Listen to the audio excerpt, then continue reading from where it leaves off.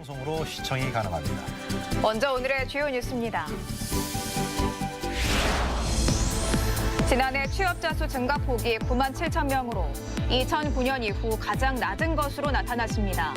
정부는 일자리 15만 개 창출을 목표로 고용 상황을 개선한다는 계획입니다. 청와대가 비서관 인사를 발표했습니다. 정무비서관의 복귀왕 전 아산시장, 국정홍보비서관에 여연호 전 한겨레 논설위원 등 6명의 신임 비서관이 임명됐습니다. 조재범 전 쇼트트랙 국가대표 코치가 성폭행 혐의로 추가 고소됐습니다. 정부는 체육계 전수조사를 실시하고 징계를 강화하는 등 성폭력 근절 대책을 내놨습니다.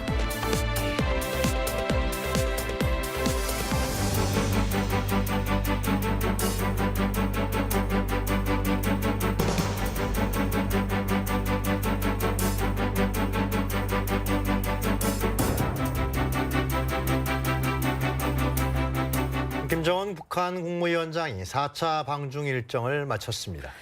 제약회사 방문부터 김 위원장의 생일 축하 만찬까지 파격 행보가 돋보였습니다. 최효진 기자입니다.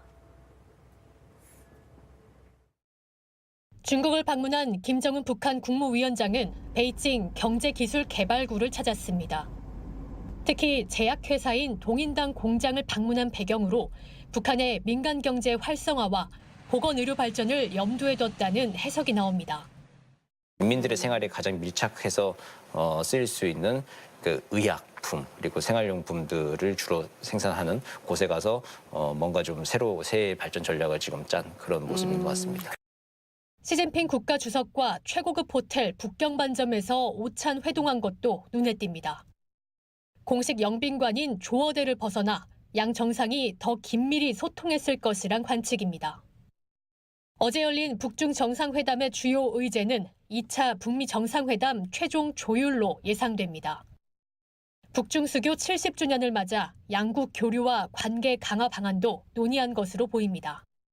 특히 방문 첫날 생일을 맞은 김 위원장을 위해 시 주석 부부가 주최한 만찬은 4시간 동안 성대하게 이어졌습니다. 북중 간 끈끈한 관계를 재확인한 기회로 풀이됩니다. 한편 김 위원장이 탄 특별 열차는 내일 오전 압록강을 건너 평양에 돌아갈 예정입니다. KTV 최효진입니다. 13월의 보너스로도 불리죠. 지난 1년간 직장인이 낸 세금을 최종 정산해서 차액을 돌려받거나 더 내는 연말정산이 15일부터 시작됩니다. 김유영 기자가 전해드립니다. 연말정산 간소화 서비스가 오는 15일 시작됩니다. 직장인들은 오는 15일 오전 8시부터 국세청 홈택스의 연말정산 간소화 서비스에서 소득과 세액공제 자료를 조회할 수 있습니다. 18일 오전 8시부터는 편리한 연말정산 서비스에서 공제신고서 작성, 공제자료 간편 제출, 예상세액 계산 등을 할 수 있습니다. 간소화 서비스에서는 올해부터 공제가 시작되는 신용카드로 쓴 도서와 공연비, 3억 원 이하 주택 임차보증금 반환 보증보험료 자료도 확인할 수 있습니다. 총 급여가 7천만 원 이하인 근로자가 지난해 7월 이후 신용카드로 도서를 구입했거나 공연 관람을 했을 경우 총액의 30%를 소득공제 받을 수 있습니다. 연말정산 간소화 서비스에서 의료비 자료가 조회되지 않는 경우는 1월 15일에서 17일까지 의료비 신고센터에 신고할 수 있습니다. 편리한 연말정산 서비스는 모바일에서도 이용할 수 있습니다.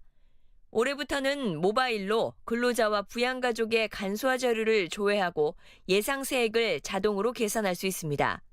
자료 제공 동의를 위한 부양가족의 공인인증서가 없다면 가족관계 등록부 등 제출할 서류를 사진 촬영해 모바일로 전송할 수 있습니다. 내년에 좀 더 개발을 해가지고 그 다음에는 모바일로 연말정산 할 수 있는 그런 시스템을 좀 갖추고 있는 중입니다. 국세청은 서비스 이용이 집중될 것으로 예상되는 15일과 18일, 그리고 추가 자료 제공 다음 날인 21일과 부가가치세 신고 마감일인 25일에 홈택스 이용자가 많아 접속이 지연될 수 있다며 이용 자제를 당부했습니다. KTV 김유영입니다. 지난해 취업자 수 증가폭은 9만 7천 명으로 지난 2009년 이후 가장 낮은 것으로 나타났는데요. 정부는 올해 일자리 15만 개 창출을 목표로 고용 상황 개선을 위해서 총력 대응한다는 방침입니다. 홍진우 기자입니다. 지난해 연간 취업자 수는 2,682만 2천 명. 전년과 비교해 9만 7천 명 늘었지만 2016년과 2017년 증가폭에 비해 크게 낮았습니다. 2009년 세계 금융위기 이후 가장 낮은 수준입니다. 실업률은 3.7%를 기록했고 실업자 수는 107만 3천 명으로 3년 연속 100만 명을 웃돌았습니다. 정부는 지난해 자동차와 조선 등 주력 산업 구조 조정에 따른 고용 감소와 미중 무역 갈등 등 불안 요소 증가가 지표 악화에 영향을 미친 것으로 보고 있습니다. 또 몇 년 새 인구 증가폭이 크게 둔화돼 생산 가능 인구가 줄어든 것도 영향을 준 것으로 분석했습니다. 생산 가능 인구의 감소가 기본적으로 있었고요. 30만 명대를 기록하던 것이 25만 명대로 전체 인구 증가폭이 둔화된 것도 아마 인구적인 요인에서 취업자 수 증가를 둔화시키는 데 영향을 준 것 같고요. 어려웠던 고용 상황 속에서도 긍정적인 신호도 있었습니다. 청년 고용률 증가 등 청년 고용 지표는 크게 개선됐고 임금 상승폭 확대, 고용보험 피보험자 증가 등 일자리질 개선 추세가 이어지고 있는 것으로 나타났습니다. 경제활력대책회의를 주재한 홍남기 경제부총리는 일자리가 국민 삶의 터전이고 기본이 된다는 점에서 무거운 책임감을 느낀다면서 고용 상황 개선에 전력 투구하겠다고 강조했습니다. 정부는 올해 일자리 15만 개 창출을 목표로 민간 투자 활성화와 함께 제조업 경쟁력 강화, 서비스업 규제 개혁, 혁신 성장 가속화에 박차를 가할 방침입니다. 우선 민간이 일자리 창출의 주역이고 민간 투자가 일자리 확대의 원천인 만큼 전방위적인 경제 활력 제고에 경제팀의 최고 역점을 두겠습니다. 또 규제 샌드박스법 선도 사례 확산과 창업 초기 지원 강화로 제2벤처붐을 일으킨다는 계획입니다. 정부는 이와 함께 일자리 창출 확대를 위해 올해 상반기에만 재정사업의 61%인 176조 7천억 원을 조기 집행하기로 했습니다. KTV 홍진우입니다. 정부는 오늘 회의에서 등록 임대주택 관리 강화 방안도 논의했습니다.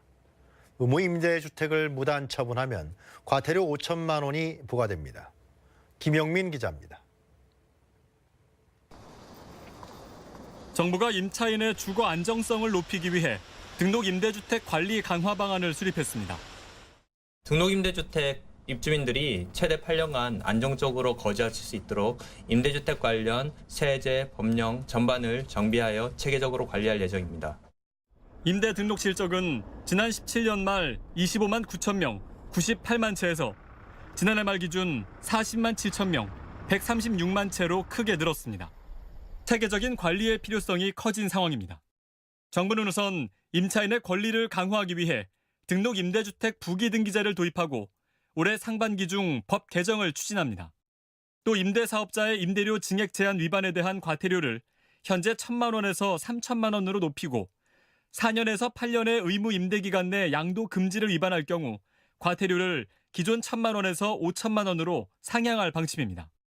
그동안 수기로 관리해오던 등록 임대주택 관리를 올해 상반기 중 임대 등록 시스템과 연계해 일제 정비하고 임대소득세나 종부세 등의 과세 체계와 연계해 검증을 강화하기로 했습니다.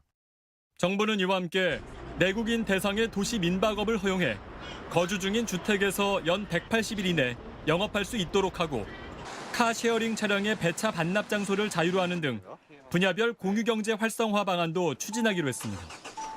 KTV 김용민입니다. 이낙연 국무총리가 새해를 맞아서 경제계와 소통하며 현장의 목소리에 경청하고 있습니다. 어제는 인천 신항을 찾아 관계자들을 격려했고 오늘은 중소기업인들을 만나 신년 인사를 했습니다. 보도에 신국진 기자입니다.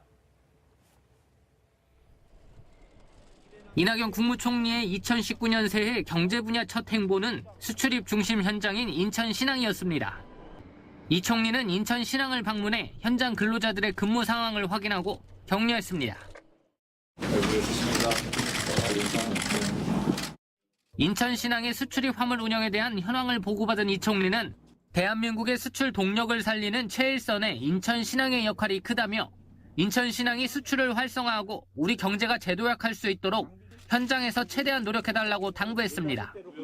특히 우리가 수십 년 전부터 말로 해왔던 무역 다변화를 이제 내실화할 때가 됐다며 인천항이 세계 경쟁에서 뒤처지지 않도록 신항 개발에 적극 지원할 것이라고 약속했습니다.